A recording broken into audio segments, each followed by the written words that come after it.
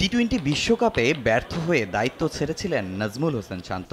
স্থায়ী সমাধানের পথ না পেয়ে বিসিবি ওয়েস্ট ইন্ডিজ সিরিজ পার করেছে লিটনের কাঁধে দায়িত্ব দিয়ে।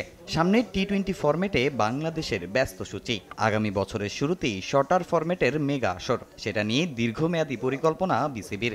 এলকেডি ছাড়াও নতুন অধিনায়ক হিসেবে তাসকিনও ছিলেন আলোচনায়। তবে লিটনই আস্থা বোর্ডের, ব্যাখ্যা দিলেন তার পারফরমেন্সের ঘাটতি নিয়ে। লিটন কুমার দাসকে আমাদের জাতীয় দলের টি-20 দলের অধিনায়ক হিসাবে মনোনীত করা হয়েছে। আমরা জানি যে তার পারফরমেন্সটা খুব জরুরি, ব্যাটিংয়ে বিশেষ করে।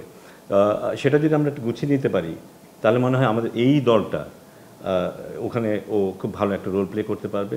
এদিন আসন্ন সংযুক্ত আরব আমিরাত ও পাকিস্তানের বিপক্ষে টি-20 সিরিজের দল ঘোষণা করেছে বিসিবি। দলে নেই মেহেদী মিরাজ, নাসুমের পরিবর্তে সুযোগ হয়েছে তানভীর আহমেদের। যুক্ত হয়েছেন নাহিদ রানা, শরীফুল ইসলাম।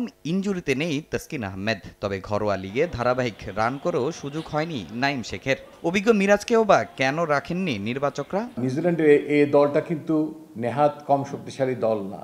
এখানে যদি তাকে একটা বড় অপরচুনিটি আমরা হোয়াইট বলে দেই, তার মেধার পূর্ণ বিকাশ ঘটাতে পারেন। Miraj is a very very important বলি, ভ্যালুয়েবল বলি আমাদের জাতীয় দলের জন্য। টি-20 প্ল্যানিংয়ে একটু ব্যাকফুটে আছেন, বাট তিনি ডেফিনেটলি যে কোনো সময় যে কোনো পরিস্থিতিতে অ্যাডাপ্ট করার জন্য একটা চমৎকার খেলোয়াড়। কখনো ঘরোয়া লিগে ক্যাপ্টেন্সি না করেও আরব আমিরাত সিরিজে সহ অধিনায়ক শেখ মেহেদী। দীর্ঘদিন অফ ফর্মে থাকা শান্তকে দলে রাখা নিয়েও উঠেছে প্রশ্ন। শেখ মেহেদী কিন্তু টি-20 ফরম্যাটে কিন্তু kind of an automatic choice. ওর যে অভিজ্ঞতা আছে, ওর যে ট্যাকটিক্যাল নলেজ আছে, সেটা আমরা প্রায়শই দেখতে পাই। আমাদের ইচ্ছা আছে যে এভাবে আমরা হয়তো বিভিন্ন জনকে দেখার চেষ্টা করব। আপনি দেখেন টিমটার দিকে তাকিয়ে, you need some experience as well. Shanto বোধহয় 50 হয়নি, 40-এর আশেপাশে তার ম্যাচ। তো কিছু experience you always need to carry with the team. ঘরোয়া লিগের সাম্প্রতিক পারফরমেন্স বিবেচনায় এ দলে থাকতে পারতেন সোহান মোসাদ্দেক, অঙ্কনরাও। তবে তাদের টি-20 জন্য উপযুক্ত মনে করেননি নির্বাচক প্যানেল।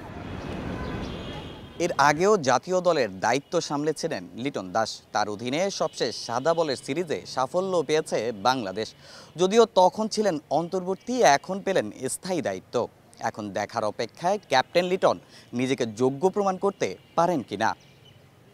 তামিম হোসেন, সময় সংবাদ, ঢাকা।